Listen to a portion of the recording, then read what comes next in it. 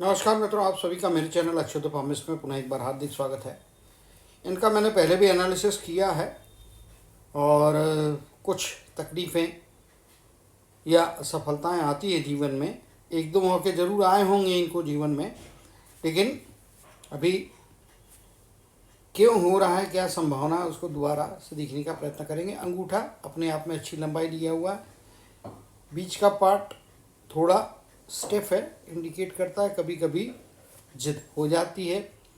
यहाँ पे एक कमजोरी दिखाई दे रही है, क्योंकि इस लेवल तक गुरु की उंगली यदि होती है, जहाँ जैसे कि यहाँ पे सूर्य की उंगली पहुँची है, गुरु की उंगली जब इस लेवल से थोड़ी कम होती है तो गुरु जो होते हैं आपकी बुद्धि के दाता होते हैं बुद्ध के साथ में, और आपके आईक्यू लेवल को वो कंट्रोल करते हैं, आपके डिसीजन मेकिंग को, आपके एडमिनिस्ट्रेशन को कंट्रोल करते हैं।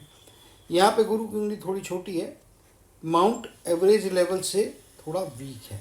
इसी प्रकार से आप देखेंगे तो जो मेन माउंट होते हैं जीवन में सफलता देने वाले, वो सूर्य का माउंट, शनि का माउंट अपने आप में थोड़ा कमज़ोर है, तो इनको सूर्य को जल चढ़ाना चाहिए, शनिदेव की आराधना करना चाहिए, ओम शनि शनिश्चराय नमः का जाप करना चाहिए, हनुमान जी के मंदिर में पॉसिबल हो तो दर्शन करना चाहिए, नहीं तो घर में हनुमान जी का फोटो रखिए, सूर्य देवता को तांबे में जल चढ़ाइए, नहाने के बाद में पूर्व दिशा में मुंह करके ओम सूर्याय नमः, ओम ह्रीम ह्रीम सूर्याय नमः, यह मंत्र 11 बार बोलते रहना चाहिए। और जल ऐसे स्पीड से अर्पण करना चाहिए जो कि जब आपका 11 मंत्र होते रहेंगे, आप उच्चारण करते रहेंगे मंत्रोच्चार, उतने देर सूर्य को जल भी अर्पण होते रहेगा।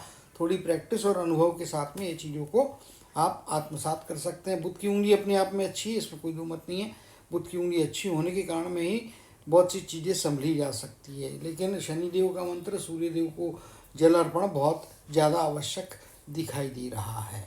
यहाँ पे देखेंगे ये एक हल्की सी अपॉर्चुनिटी बनती है जो कि बीच में कुछ संभावना दे रही होगी, लेकिन यहाँ पे गैप आने से अगर ये लाइन कंटिन्यू होती तो बहुत अच्छी बात होती। इसीलिए कुछ सालों पहले निश्चित तौर पे, अभी इनकी लगभग 55-56 के आसपास की एज होगी, तो उसके मुताबिक यदि आप देखने को जाएंगे तो लगभग 4 से 5 साल पहले का पीरियड ऐसा होगा, बीच में साल 1.5 साल आगे पीछे हो सकता है, कि जिसमें कुछ मौका मिला लेकिन चीज़ वर्कआउट नहीं हुई, क्योंकि यहाँ पे ये लाइन है, फिर इधर पे फीकी हो जा रही, यहाँ से डार्क है और यहाँ से उद्गम है, बीच में यहाँ पे गैप आ गया है। अभी ये ईश्वर की देन होती, इसको आप कुछ कर नहीं सकते। पहले की लाइफ चूँकि बीत चुकी, इसीलिए उसके ऊपर में ज़्यादा हम चर्चा करेंगे नहीं। अभी आगे का यदि जीवन में देखेंगे तो एक कंफर्म मौका है, तो जीवन में निश्चित तौर पर पैसा तो कमा लेंगे, इसमें कोई दो मत नहीं है। राहु के क्षेत्र में ट्रायंगल भी बन रहा है, हालांकि बहुत छोटा बन रहा है लेकिन बन रहा है, तो निश्चित तौर पे प्राप्तियां करेंगे। यहाँ पे देखेंगे तो कुछ मल्टीपल रेखा है जिसके कारण प्रोफेशनल चेंज है। ये पार्ट में यहाँ पे मैं चिन्ह को हटा देता हूँ और ड्रॉ करता हूँ।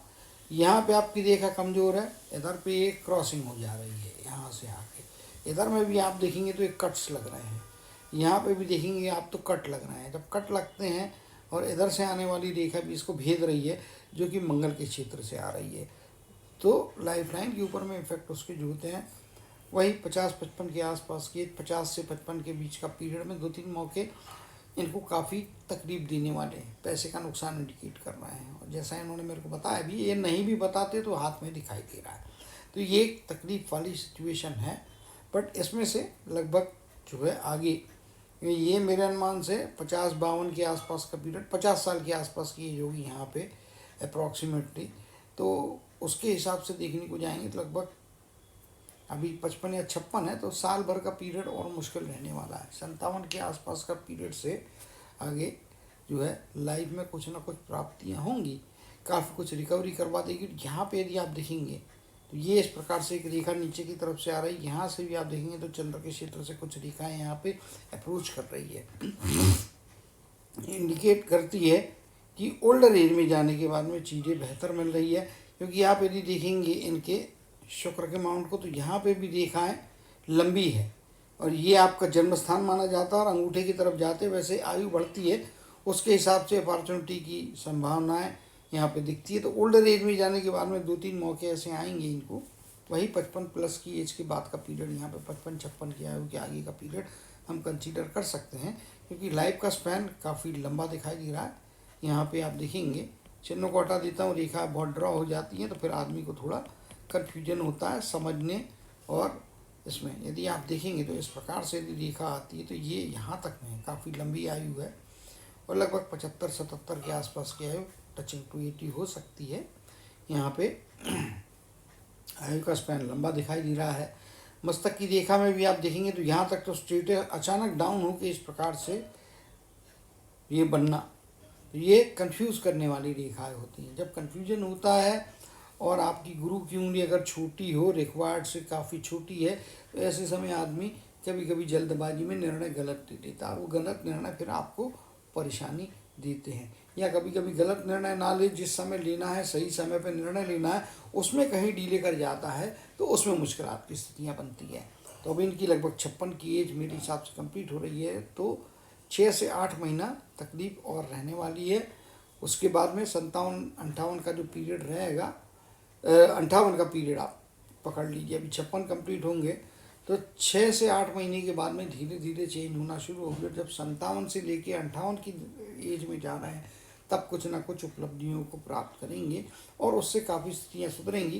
कर्जे की स्थितियाँ यहाँ, चूँकि ये क्रॉस बन रहे हैं, बहुत सारे क्रॉस हैं, तो कर्जे की स्थितियाँ तो इंडिकेट हो रही है, लेकिन कर्जा उतारने के लिए भी यहाँ पे ये जो अपॉर्चुनिटी दे रही है, ये वाली जो रेखा है, ये आपको फ़ायदे करा के इस मुश्किलात की स्थिति से निकालेगी। तो हिम्मत हारने की ज़रूरत नहीं है। अभी जो मुश्किल परिस्थितियाँ हैं उसमें से निश्चित तौर पे आप बाहर निकलेंगे और सफलताओं की तरफ जाएंगे और डेफिनेटली एक अच्छी लाइफ बताएंगे।